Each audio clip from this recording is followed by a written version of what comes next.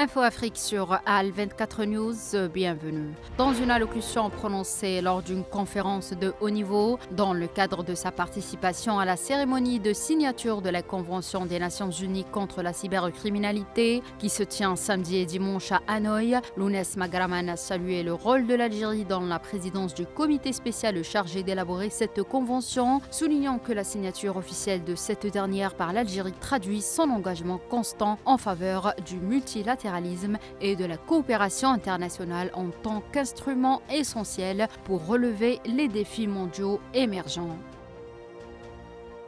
La communauté de développement de l'Afrique australe a réitéré son appel en faveur de la levée inconditionnelle des sanctions occidentales contre le Zimbabwe et qui continue de nuire aux efforts de la SADC en faveur de l'intégration économique régionale en limitant la pleine participation du pays africain au commerce, à l'investissement et à la croissance économique partagée dans la sous-région, a déclaré le secrétaire exécutif de la SADC, Ilyas Magoussi, dans un communiqué.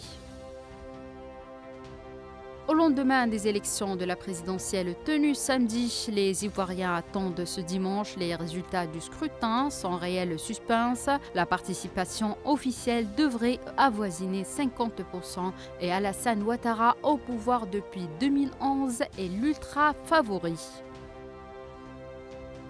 L'ex-président malgache Andry Rajoelina a été déchu de sa nationalité vendredi par les nouvelles autorités de la Grande Île. Depuis 2014, en effet, Andry Rajoelina avait acquis la nationalité française par naturalisation, ce qui est contraire à l'article 4 du Code de la nationalité en vigueur à Madagascar. La disposition stipule qu'un malgache qui acquiert volontairement une nationalité étrangère perd sa nationalité malgache.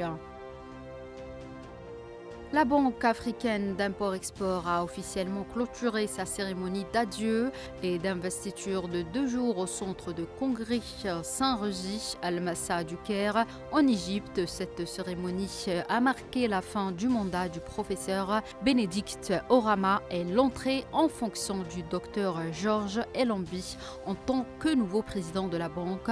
Dans son discours, le docteur Georges Elambi a salué le travail de son prédécesseur et s'est engagé à poursuivre sur cette lancée. Orama a transformé des rêves de longue date en progrès concrets.